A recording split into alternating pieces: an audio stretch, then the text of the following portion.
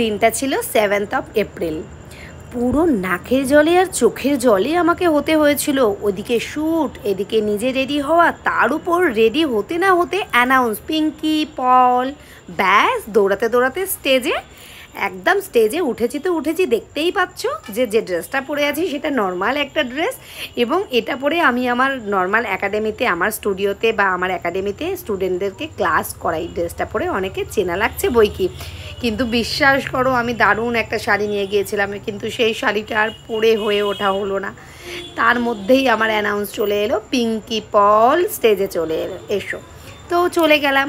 যথারীতি সেই দিন আমার পৌঁছানোর কথা ছিল সকাল 9টা, আমি গিয়ে পৌঁছালাম 11টা থেকে 11:30। রাস্তায় এত জ্যাম। তো আমি গেছিলাম উইদাউট মেকআপে। এই যে দেখতেই পাচ্ছ কি অবস্থা, ওখানে বসে বসে মেকআপ করছি। একটু গ্রুমিং না করলে হয় না জানো, ভাবলাম প্রথমে মেকআপটা করে নিই, তারপর না হয় শাড়িটা পরবো। আর শাড়িটা আমার পরা হয়ে উঠলই না কিছুতেই। কোনোভাবেই আমি শাড়িটা পরে আমি অ্যাওয়ার্ডটা এবং যে সার্টিফিকেটটা, সেটা আমার খুব ইচ্ছা ছিল শাড়ি পরে নেব, কিন্তু সেটা সম্ভব হলো না। কিন্তু জানো তো, বলে না যে যা হয় সব ভালোর জন্যই হয়, এটাও একটা ভালোর জন্যই হয়েছিল। আমি যথারীতি সেই দিন আমি মডেল নিয়েছিলাম এবং শ্যুট করাবো বলে। তো আমার মডেলকে রেডি করছি, এবার সাথে সাথে আমি নিজেও রেডি হচ্ছি। একবার মডেল রেডি করাচ্ছি, একবার নিজে রেডি হচ্ছি। বুঝতে পারছো কতটা চাপ। তার মধ্যে ভাগ্যিস ফুল রেডি হওয়ার পরে তারপরে অ্যানাউন্সটা হয়েছিল। কিন্তু হ্যাঁ, ওই আমার শখের শাড়িটা যে পরতে পারলাম না, এটাই একটু কষ্টের থেকে গিয়েছিল। কিন্তু শেষমেশ সেই কষ্টটা একদম পুরোপুরি নির্মূল হয়ে গিয়েছিল। এই যে দেখছো আমি যে মেকআপটা করলাম, এটা পুরোটা নার্স দিয়েছিল। নার্স দিয়েই মেকআপটা, নার্স ফাউন্ডেশনটা দিয়ে আমি ফুল মেকআপটা কমপ্লিট করেছি। ফুল মেকআপ কমপ্লিট করে তারপরে আমার একটু ইচ্ছা হচ্ছিল যে কার্ল হেয়ার করব, তো এক্সটেনশন নিয়ে গিয়েছিলাম। ওখানে আমার যিনি ছিলেন আর কি, অ্যাসিস্ট্যান্ট ছিলেন, উনি আমার হেয়ারটা সুন্দর করে কার্ল করে দিচ্ছিলেন। পেছন দিকে ওইদিকে চুল ধরে টানাটানি কার্ল হচ্ছে, এদিকে আমার মেকআপ হচ্ছে। আবার পাশে বুঝতে পারছো বারে বারে এদিক ওদিক তাকাচ্ছি, মানে পাশে আমার কিন্তু মডেলও বসেছিল, যাকে কিন্তু একটু আধটু করে সাজানোও চলছিল। এই করতে করতে শেষমেশ মোটামুটি যখনই আমার হেয়ারটা কমপ্লিট হয়ে গেল, তখনই অ্যানাউন্স হলো যে তো পিঙ্কি পল সার্টিফিকেট নিতে আসতে হবে।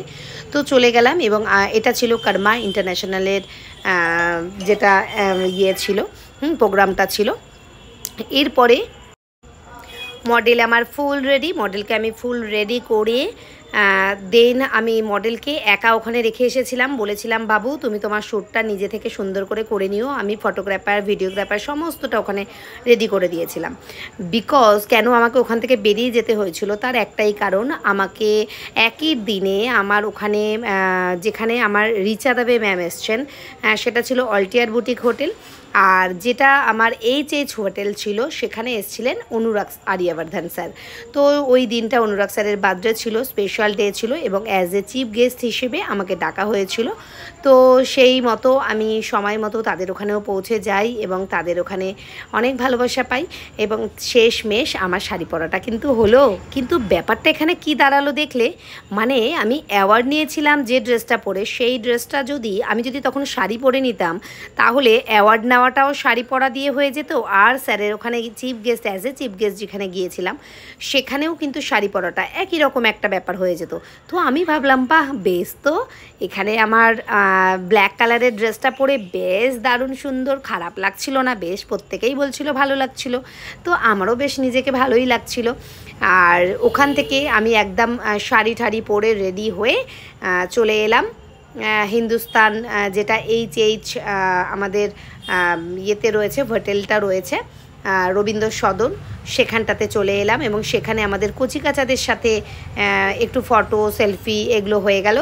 দেন তারপর দেখো আমি কিন্তু শাড়িটা অলরেডি পরে এখানেই এলাম। তো কেমন লাগছে তোমাদের অবশ্যই জানিও। আমি শাড়ি পরে কেমন লাগছে অবশ্যই কিন্তু তোমাদের জানাতে হবে। আমি শাড়ি পরে এর আগেও তোমাদের ফটো দিয়েছি, তোমরা অনেকে কমেন্ট করেছো, অনেক ভালোবাসা দিয়েছো। এই